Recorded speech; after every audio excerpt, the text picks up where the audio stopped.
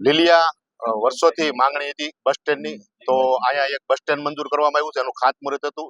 4,26,00,000 થી ઉપર રકમનું અહીંયા બસ સ્ટેન્ડ બનવાનું છે. બહુ સુંદર અને આધુનિક બનવાનું છે.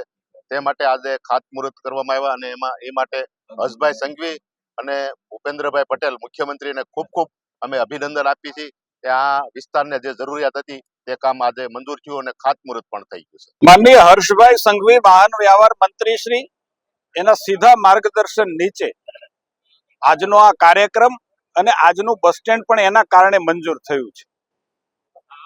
જે 50 વર્ષોથી લીલિયાની પ્રજા એ રાહ જોતી હતી. હું એમ માનું છું કે રાજ્યનો વાહન વ્યવહાર વિભાગ, રાજ્યના માનનીય મુખ્યમંત્રી શ્રીનો આભાર માનું છું કે એમણે લીલિયા ગામે નવા બસ સ્ટેન્ડ માટે 4.5 કરોડ રૂપિયા જેટલી રકમ મંજૂર કરીને આજે એનું ખાતમુહૂર્ત થયું છે. અમારા લીલિયાવાસીઓની બસ સ્ટેશનની તરસને તૃપ્ત કરવાનું પુણ્ય કામ કર્યું છે.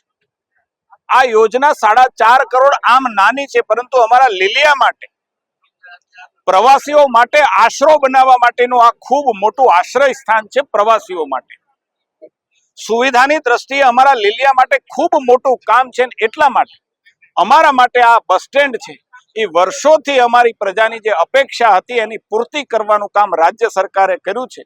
ધારાસભ્ય તરીકે મને આનંદ છે કે રાજ્ય સરકારે જે કઈ જરૂરિયાતો લીલિયા વિસ્તારની છે એ વિસ્તારને સંતોષવા માટે 2 ડગલા આગળ વધી અને એક જનપ્રતિનિધિએ જે પ્રકારે કીધું છે, પ્રજાના અવાજને ત્યાં પહોંચાડ્યો છે, એનો સકારાત્મક અભિગમ દાખવી અને એ યોજનાઓને મંજૂર પણ કરી છે. મિત્રો, આવા જ વિડીયો અને શોર્ટ્સ જોવા માટે આજે જ અમારી ન્યૂઝ રૂમ યુટ્યુબ ચેનલને સબસ્ક્રાઇબ કરો.